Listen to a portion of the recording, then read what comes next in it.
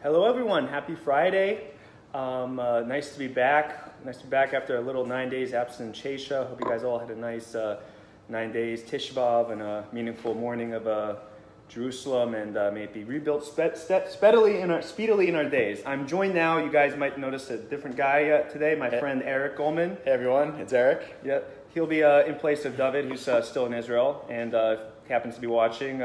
Shabbat Shalom, probably by now. Yeah. So thank you guys for joining us. I miss you. It's been good after a little while to be back and tasting wine for the Parsha. Don't forget to use the code Parsha 7 for all our Parsha wines that we feature the week of a certain Parsha. I didn't know about that. Yeah, that's a good code. Yeah, it's a good way. So Eric, let's start off by let me ask you. Do you know what this week's Parsha is? V'tachnan, right? No. Almost. No. V'etchanan. V'etchanan, yeah. V'etchanan. You're on the right track. Right. Do you know what, you read it? Yeah, you know I what's did. in it? So Moshe was, wanted to, it was after we were going to Israel, the Jews were going to Israel, and Moshe wanted to go with, and God said no. And right. Moshe pleaded his case to be able to make his way into Israel, and he said no. In fact, he prayed 513 times. So the Parsha Va'ed Hanan in Hebrew means to implore. So Moses implores to God to be able to enter the land of Israel. And God says, Ravlach, it's too much for you. It's not meant to be. However, there is, I think there is a thing about prayer. Prayer enough, the sages say that all Moses' prayers, they didn't go to waste. They're just being saved for a future time when the redemption will come. Which this Parsha always happens after Tish B'Av, so may all the prayers of Moses and everybody else, may God speedily answer them.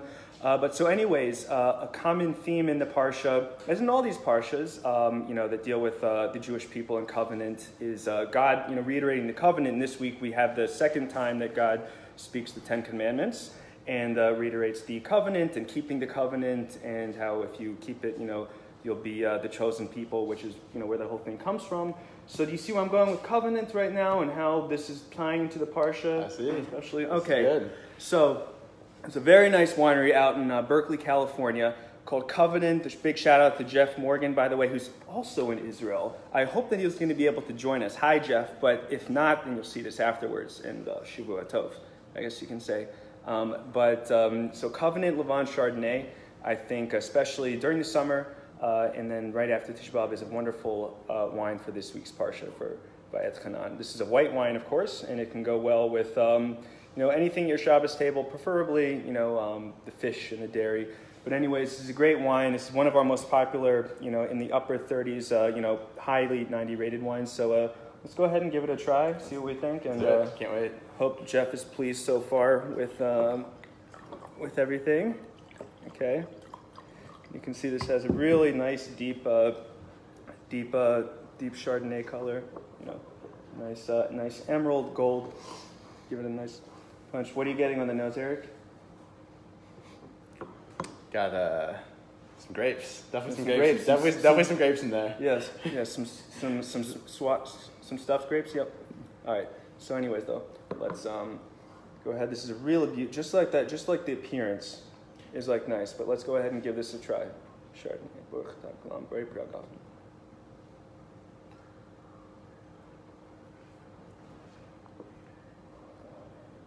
nice.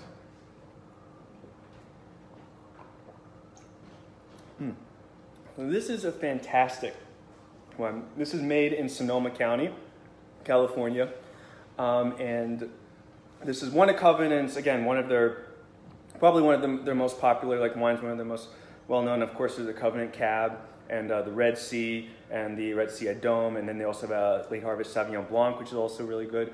So, Yashaklak, Jeff, great stuff. I get a little hint of, you get any butter? The Chardonnay, a lot of times you get a little bit of butter. I did some vanilla. Is that just me, or some vanilla also? Yeah, you can get vanilla, and then some hints of maybe some some fruits. But it's got grapes. Yeah. Well, different fruits. You got tropical fruits, some melons, a little bit maybe apricot I'm getting. But this is a fantastic wine. I've had this several times. This is besides another one which I won't mention now because I don't want to rain on this one's thunder. or steal this one's thunder, rather. This is a great wine, and so this is 7% off right now, Parsha 7. Use the code. If anyone has anything else to say about this wine, let us know. Otherwise, I think this one does the job very well. Anything else, Eric? Are you getting this? That's it. Time to that. Anyways, guys, next week will be Parshat. What is next week's Parsha? Now I'm blanking on the name. Anyways, though, the Parsha for next week is going to be. I know what we're using. You know the wine. I know the wine that we're using. It's going to be the Yarden. I know what wine we're using. I just forgot the Parsha. Okay. When I'm at home, I can just ask next week, folks, we're going to be featuring the Yarden Kosher Chardonnay. Yes, another white, but it's a long summer, so we want to give this its due. Yarden Kosher Chardonnay will be for next week's Parsha. Remember to get a hold of this now. Use the code Parsha 7 for 7% off. AKV. Okay. So for Parsha AKV, it's going to be Yarden Kosher Chardonnay. Anything else? All right. Well, if there's nothing else, hope everyone has a good Shabbos and a wonderful. Also Tu B'Av too. Happy Tu B'Av to everyone. May you find your lover. If you don't have one, and if you need any special zichus, Tu B'Av is a very auspicious time. But anyways, happy Tu B'Av and good Shabbos, everyone.